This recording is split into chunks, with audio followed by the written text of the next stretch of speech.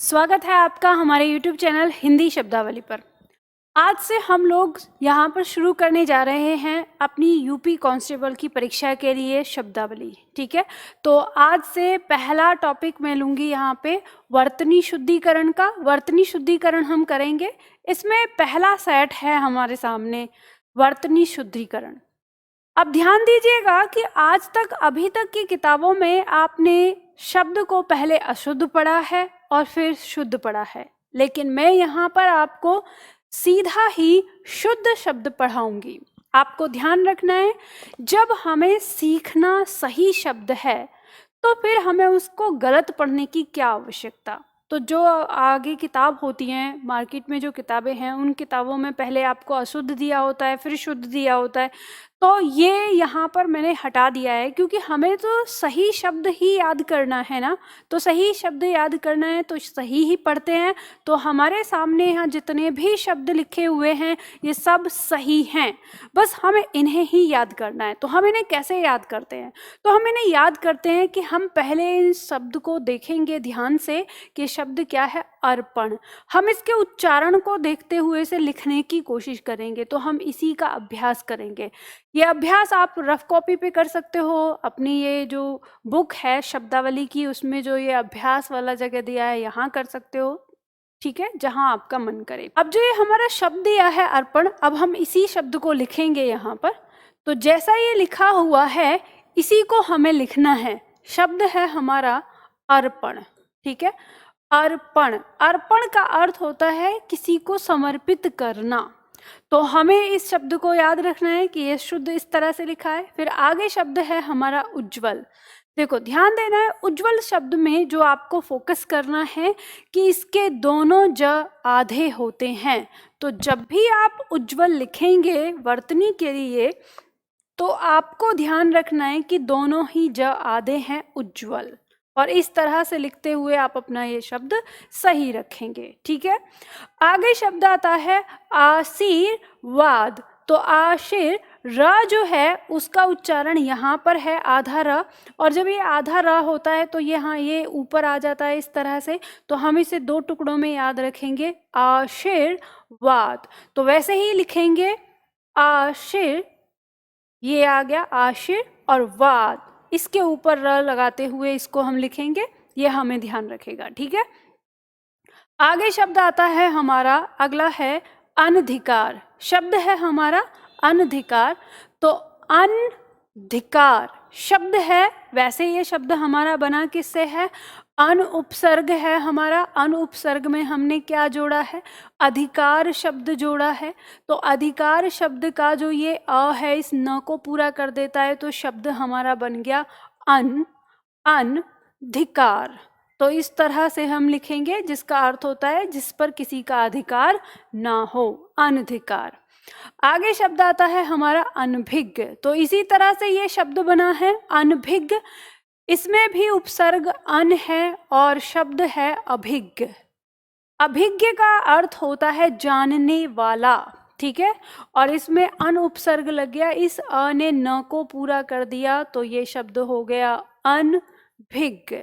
ठीक है, यानी नहीं जानने वाला, जो नहीं जानता है। तो दोनों एक दूसरे के विलोम भी हो गए, अनभिज्ञ का विलोम अभिज्ञ, अभिज्ञ का विलोम अनभिज्ञ। ठीक है, दोनों एक दूसरे के विलोम भी हैं, और शब्द भी हमें लिखना आ गया। ठीक है, इसी तरह से अगला शब्द आता है हमारा कवयित्री। शब्द है कवयित्री। बहुत बार आपकी परीक्षा में पूछा जाता है, आपको हमेशा ध्यान रखना है, इस पे फोकस करना है। सही शब्द होता है कवयित्री। ठीक है, इस तरह से आप इसे करेंगे, कवयित्री। इसे याद रखने का अच्छा तरीका ये भी है आपके लिए कि आप इसे इसके पुल्लिंग शब्द से याद रख लें। पुल्लिंग शब्द होता है इसका कवि। कवि में ई की मात्रा होती है, स्त्रीलिंग में ई की मात्रा नहीं लगाई जाती है। तो आप इस तरह से याद रख सकते हैं इसको। ठीक है, चलो आगे बढ़ते हैं। अगला शब्द है हमारा कालिदास। इस शब्द को याद रखेंगे, कालिदास। तो शब्द पर छोटी ई की मात्रा है, कालिदास। कालिदास। तो हमें ध्यान देना है, काली शब्द जो है हमारा ये छोटी ई की मात्रा वाला है, बड़ी ई की मात्रा वाला हमें नहीं लिखना है, ठीक है। तो हम अगर इस बात पर फोकस करेंगे कि कालिदास शब्द में जो ई की मात्रा है वो छोटी रहेगी तो हमारा ये शब्द सही रहेगा। कालिदास जो शब्द है ये हमारे एक विद्वान का नाम है, तो उनका नाम इसी तरह से लिखा जाता था, तो इसलिए इसकी वर्तनी ऐसे ही लिखी जाएगी, ठीक है। आगे बढ़ते हैं। अगला शब्द आता है हमारा ऐतिहासिक। ऐतिहासिक का मतलब है जिसका संबंध इतिहास से है, तो हम इसे लिखेंगे, शब्द है हमारा ऐतिहासिक। अब ऐतिहासिक शब्द आपके सामने दिया है, तो देखो ये शब्द लिखते हैं, ये किससे बना है? ये शब्द बना है इतिहास शब्द में। इतिहास शब्द के अंदर हमने प्रत्यय जोड़ा है इक। जब हम इक प्रत्यय जोड़ रहे हैं तो क्या हुआ, स के ऊपर ई की मात्रा आके इक यहाँ जुड़ गया, और इससे इसे जुड़ने से जो इसका प्रथम स्वर होता है वो दीर्घ परिवर्तन करके क्या बन जाता है, अय बन जाता है। तो शब्द हमारा बन गया ऐतिहासिक। अब आप प्रत्यय पढ़े हुए होते हैं तो आप इस चीज को समझ पाते, सीख पाते हैं, और फिर आपको वर्तनी में कोई अशुद्धि नहीं होती। आगे शब्द आता है आहार। तो इसमें टुकड़ों से याद रखना है, आहार, आहार अर्थात भोजन। तो आपको इसे इसी तरह से लिखना है, जब भी आहार शब्द आएगा अर्थात भोजन तो उसमें बड़ा आ होगा, ठीक है, आहार। आगे शब्द है आपका ज्योत्सना। तो ज्योत्सना शब्द को फिर आपको टुकड़ों में याद रखना है। देखो जो बड़ा शब्द होता है तो उसको टुकड़ों में लिखना सीखेंगे। हम यहाँ पे करेंगे ज्यो और तृष्णा। तो तृष्णा जो दिया है इसमें आधा त और आधा श। हम फोकस करेंगे इस शब्द पर कि त भी आधा और श भी आधा। तो जिसमें त भी आधा और स भी आधा होता है वो ज्योत्सना होता है इसमें। तो ज्यो त्षना। तो ज्योत्सना का पर्यायवाची होता है चांदनी, यानी ज्योत्सना का अर्थ होता है चांदनी, चांदनी का पर्यायवाची है ये शब्द। तो इस तरह से आपको पता चलता है, ठीक है। फिर हम आगे लिखेंगे, अगला शब्द है हमारा हस्तक्षेप। तो शब्द है हस्तक्षेप। अब आपको पता है इसे आपको दोनों टुकड़ों में याद रखना है, हस्तक्षेप, ठीक है, इस तरह से। तो आप इसे लिख देंगे हस्तक्षेप, जिसे आप अंग्रेजी भाषा में इंटरफेयर कहते हैं, ठीक है।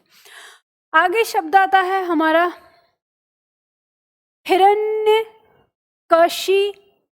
3 टुकड़ों में आपको याद रखना है, ठीक है। तो शब्द हो गया हमारा हिरण्य, हम यहाँ लिख रहे हैं, ये लिख पा रहे हैं, कशी, कशी हो गया, और पु। तो हिरण्यकशिपु, हिरण्यकश्यप नहीं लिखना है, ये ध्यान रखना। जो सही वर्तनी मानी गई है, हालांकि हिरण्यकश्यप भी बोला जाता है, पर जो आपके आयोग में सही वर्तनी मानी गई है, आपकी किताबों में सही वर्तनी मानी गई है, वो है हिरण्यकशिपु, ठीक है, इस तरह से। आगे आता है हमारा शब्द अगला आध्यात्मिक। तो शब्द है हमारा आध्या, ठीक है, आध्या, और फिर तमिक। हम इस तरह से टुकड़ों में लिखेंगे।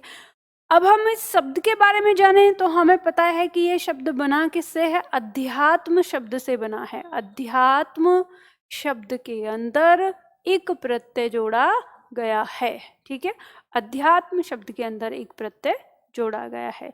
तो इस तरह से ये शब्द बना है आध्यात्मिक। अब उसी तरह से शब्द है हमारा अस्वीकार। तो शब्द में है अस्वीकार, मतलब अस्वीकार।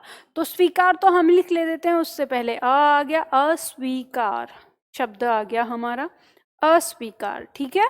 इसी तरह से आगे शब्द आता है हमारा उन्मीलित। शब्द है जब उन्मीलित, तो 3 टुकड़ों में करके हम इसको याद कर लेंगे। उन यानी उन आधा ना है हमारा, मी बड़ी की मात्रा है और लित छोटी की मात्रा वाला। तो ऐसे हम इसे याद रख लेंगे। जब उन्मिलित शब्द की बात होगी तो उन्मिलित, ठीक है, इस तरह से आ गया शब्द। आगे आता है हमारा अनुगृहीत। अब इसे भी हम ऐसे याद रखेंगे, 3 टुकड़ों में याद रखिए आप इसको कि अनुगृहीत। तो शब्द आएगा अनुगृहीत, तो 3 टुकड़ों में याद रखेंगे, लिखते समय अभ्यास करेंगे तो याद रहेगा कि अनुगृहीत किस तरह से लिखा जाएगा। अनुगृहीत का मतलब होता है एहसान मानने वाला, एहसानमंद जिसे कहें, ठीक है। आगे शब्द आता है हमारा वाल्मीकि, तो आप इसे याद रखेंगे 3 टुकड़ों में, वाल्मीकि। तो आपको ध्यान रखना है वाल यानी ल जो वाल नहीं है पूरा, वाल, ल जो है पूरा उच्चारण नहीं है क्योंकि आधा है, तो हो गया हमारा वाल्मीकि, वाल्मीकि। तो इस तरह से हमें ये याद हो जाएगा। वाल्मीकि क्या है, ये भी विद्वान का नाम है, ठीक है, तो उनके नाम को लिखा गया है यहाँ पर। आगे शब्द है हमारा विरहिणी, शब्द है विरहिणी, इसे भी याद रखेंगे, विरहिणी, 2 टुकड़ों में याद रख लीजिए, विरहिणी। विरहिणी का मतलब क्या होता है, वह स्त्री जो विरह में है, ठीक है, तो विरहिणी आ जाएगा, ये आ गया इस तरह से।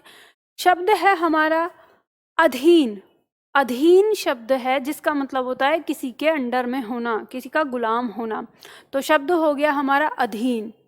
अब ये अधीन शब्द अक्सर आधीन शब्द के साथ आ जाता है, तो आपको यहाँ याद रखना है ये कि अधीन का मतलब होता है किसी के अंडर में होना, किसी का गुलाम होना एक तरह से, ठीक है। तो जो गुलाम होता है वो छोटा होता है, तो आप ध्यान रखो कि अधीन में हमेशा जो अ है वो छोटा है, ठीक है, अ की शुरुआत। तो गुलाम क्योंकि छोटा है तो अधीन है तो छोटा ही रहेगा, इस तरह से आप इसको याद रख सकते हो, याद रख के हमेशा, तो आधीन नहीं करना है। अब शब्द है आवश्यक, तो आवश्यक, तो शब्द आप ये तो बहुत ही आराम से लिख सकते हो, आवश्य, ठीक है, आवश्यक शब्द आ गया आपका, आवश्यक, ठीक है। उसी तरह से शब्द आता है हमारा अगला गृहस्थ। गृहस्थ शब्द है तो ये भी हम लिखेंगे, गृहस्थ का मतलब होता है वह व्यक्ति जो घर परिवार से जुड़ा है, तो गृहस्थ आ जाएगा, गृहस्थ, ठीक है, जो घर में स्थित है, गृहस्थ हो जाएगा। आगे शब्द आता है हमारा गरिष्ठ, शब्द है गरिष्ठ, गरिष्ठ लिखना है, इसे ठ रहेगा, तो गरी हम 2 टुकड़ों में याद रखें, गरी, गरिष्ठ, ठीक है, मूर्धा श है इसमें, तो गरिष्ठ का मतलब होता है वह भोजन जो कठिनाई से पचता हो, या एक शब्द में कहें तो पकवान कह सकते हैं, ठीक है, तो गरिष्ठ हो गया वह भोजन जो कठिनाई से पचता है। तो इस तरह से ये हमारी जो वर्तनी है, यानी हमने यहाँ पर वर्तनी शुद्धिकरण का ये सेट देखा, तो कौन कौन से सेट हमने यहाँ पर देखे हैं ये ध्यान दीजिए आज की क्लास में। गरिष्ठ, गृहस्थ, आवश्यक, अधीन, विरहिणी, उसी तरह से शब्द है हमारा वाल्मीकि, अनुगृहीत, उन्मीलित, शब्द आता है अस्वीकार, आध्यात्मिक, हिरण्यकशिपु, हस्तक्षेप, ज्योत्सना, यहाँ पे हम देखेंगे शब्द है हमारा ज्योत्सना, आहार, ऐतिहासिक, शब्द आता है हमारा कालिदास, कवयित्री, अनभिज्ञ, अनधिकार, आशीर्वाद, उज्ज्वल, अर्पण, इस तरह से हमारे शब्द आते हैं। तो ये अभ्यास सेट हमने किया, इसी तरह से हम प्रतिदिन ये सेट करेंगे। तो आज के लिए हम इतना ही करते हैं, फिर मिलते हैं अगले वीडियो में अगले टॉपिक के साथ।